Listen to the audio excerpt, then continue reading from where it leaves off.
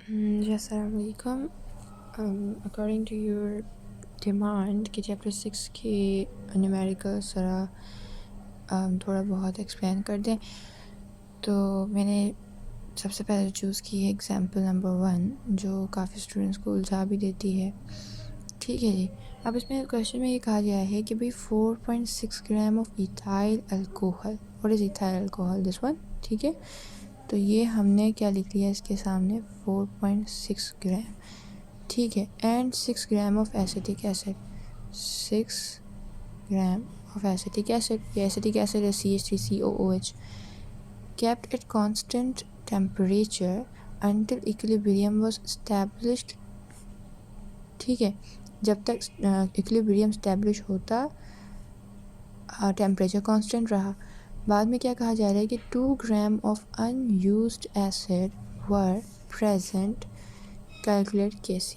लेकिन जब इक्विलिब्रियम हो गया तो 2 ग्राम जो एसिड है, इसमें से एसिड कौन सा है, एसिडिक एसिड, ये एसिड है ना, ठीक है, इसका 2 ग्राम अनयूज मौजूद था। मीन्स के एक एक्स्ट्रा समझ लें, सही है जी, यूज़ नहीं हुआ ड्यूरिंग दिस रिएक्शन।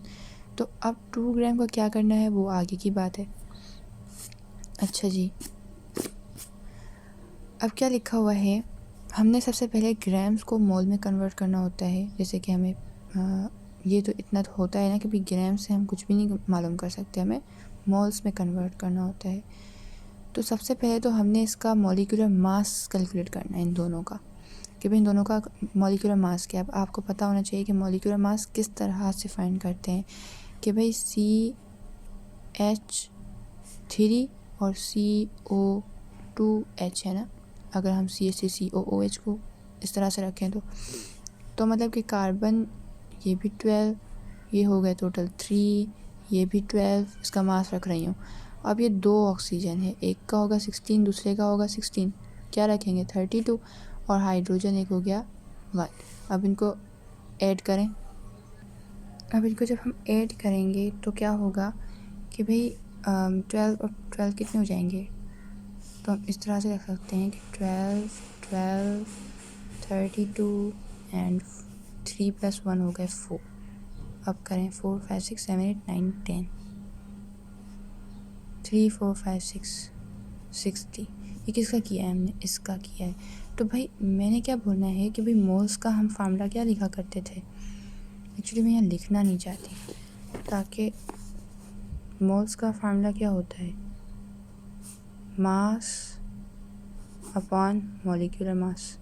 ठीक है, मास अपॉन मॉलिक्यूलर मास होता है। मास यहाँ पर हमें क्या दिया हुआ है, 6 ग्राम। मॉलिक्यूलर मास हमने क्या फाइंड किया, 60। तो हमारा आंसर क्या आना चाहिए, 0.1 मोल्स।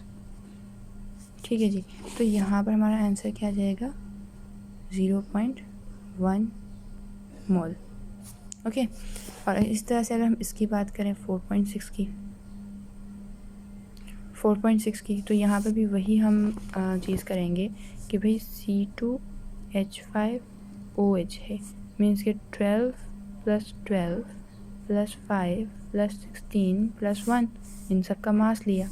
कार्बन 2 है तो हमने 12 + 12 कर लिया, 5 भी हो गया, 1 भी हो गया, और ऑक्सीजन का 16 भी हो गया। तो अब हम करें ज़रा, ये क्या हो जाएगा, 24, 5, और ये इन दोनों को ऐड करने के बाद 17। अब करें 9 10 16 2 3 4 46। ओके जी, तो अब हम दोबारा करेंगे कि मोल्स हैं, मास है अपॉन मॉलिक्यूलर मास है। तो क्या बन सकता है कि मोल्स कितने हमें दिए हुए हैं, सॉरी मास कितना दिया हुआ है 4.6, और हमारा मॉलिक्यूलर मास कितना आया 46, फिर हमारा क्या आना चाहिए 0.1। ठीक है जी, तो 0.1 मोल ऑफ इथाइल अल्कोहल, तो हमारा 0.1 मोल इसका भी यही आ गया। अब बात आती है कि भाई जब ये इनिशियल था, ये हमने मोल्स फाइंड किए हैं मास में से, कुछ तो किया नहीं है हमने, तो भाई जाहिर अभी इक्विलिब्रियम आया नहीं है और ये भी इन दोनों ने रिएक्ट किया ही नहीं है, तो जाहिर है कि भाई ये स्टार्ट में क्या होंगे, निल होगा ना, लाइक मतलब नथिंग, या आप 0 लिख लो, कुछ भी नहीं है। लेकिन जैसे ही कुछ ना कुछ रिएक्शन होंगे तो अब हमारा कुछ ना कुछ तो यहाँ पर भी बनेगा, ठीक है। अब हमें नहीं पता कि भाई कितना बना, कितना कंज्यूम हुआ है और कितना बना है, ठीक है। तो वहाँ पर हम टर्म्स यूज़ करते हैं एक्स की टर्म यूज़ करते हैं कि भाई 0.1 मोल इनिशियल स्टेज में था, उसमें से कुछ एक्स बन गया। जब कुछ एक्स बन गया तो उस एक्स को माइनस करना होता है इसकी इनिशियल वैल्यू से। अब चूंकि कुछ ना कुछ एक्स बन गया है तो इट मीन्स कि एक्स यहाँ आने हैं, ठीक है।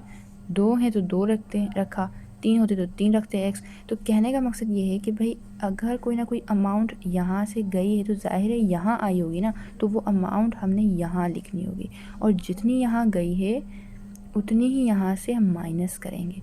एक्स गई है तो माइनस एक्स करेंगे, एक्स गई है तो माइनस एक्स करेंगे, ठीक है। अब ये हमारी इक्विलिब्रियम स्टेज में आ गई। अब हमसे जो बोला जा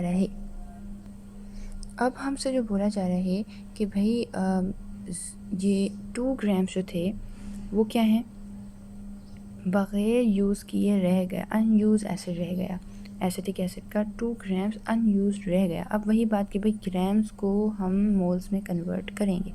तो अब ग्राम्स को जब हमने मोल्स में कन्वर्ट किया, तो कैसे करेंगे, हम लिख सकते हैं यहाँ पर कि भाई अनयूज्ड एसिटिक एसिड।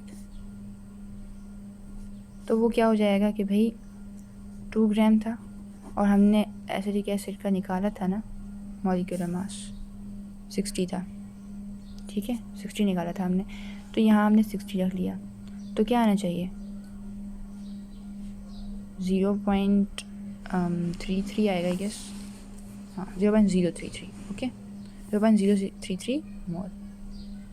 अब जब ये आ गया तो अब हमने ये देखना है कि भाई 6 ग्राम में से 2 ग्राम तो अनयूज था, मीन्स के पीछे कितना बचा था 4 ग्राम्स। लेकिन अब हमने ग्राम्स में से बात नहीं करनी, हमने बात करनी है मोल्स से।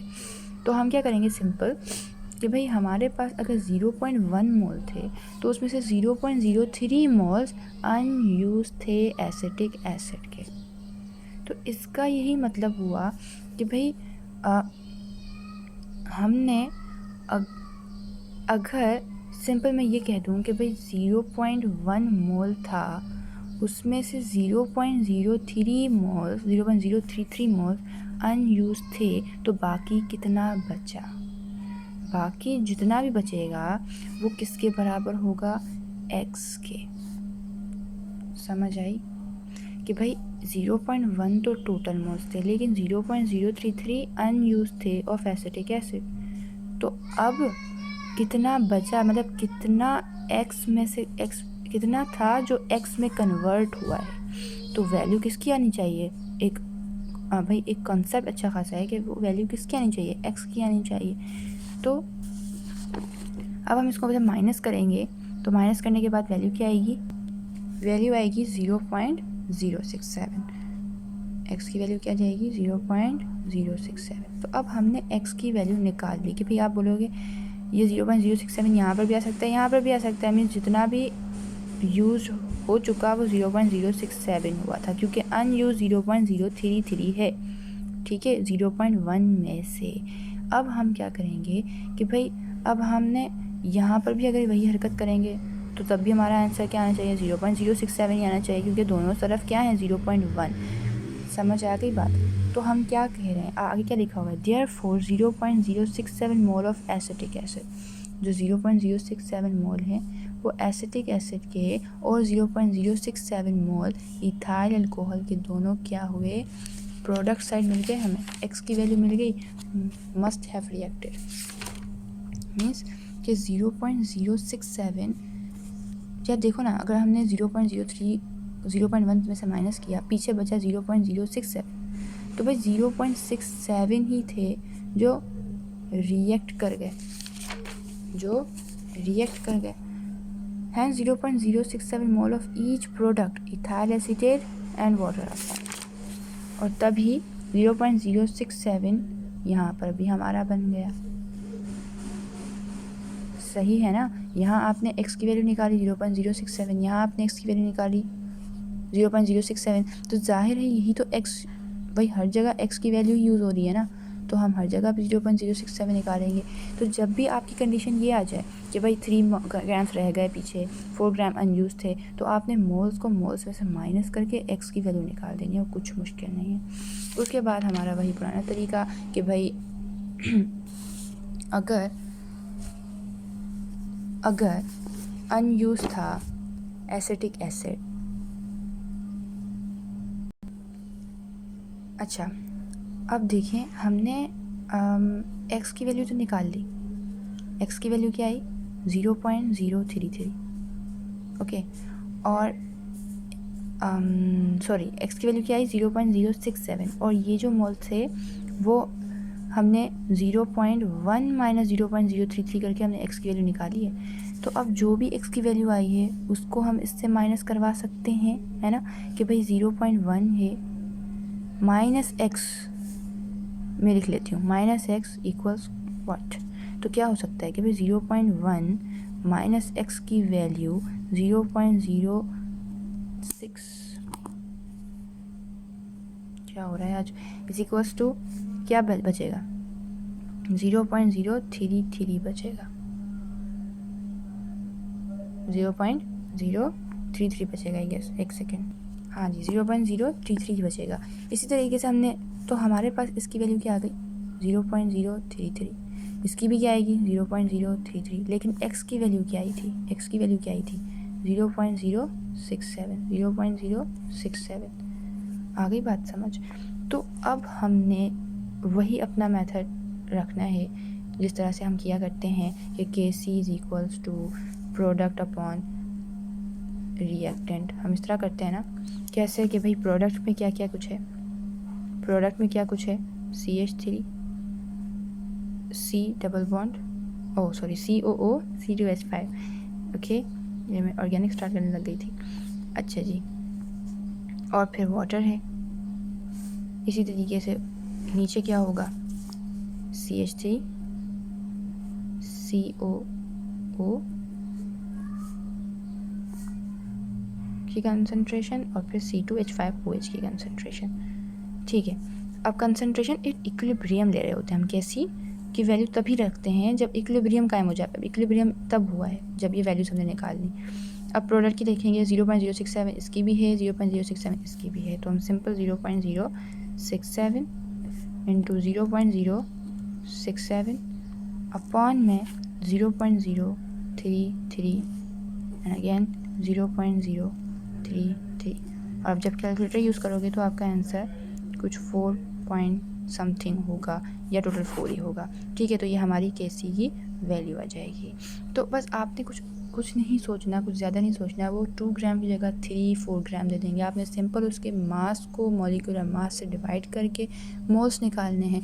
जब कोई मोल निकल गया तो गिवन मीन्स गिवन मोल से अनयूज मोल को माइनस कर देना है, गिवन मोल से अनयूज मोल को माइनस कर देना है, आपकी x की वैल्यू आ जाएगी। जब x की वैल्यू आ जाएगी तो आपको पता चल गया कि भाई इस x की भी यही वैल्यू होगी, इस x की भी यही वैल्यू होगी।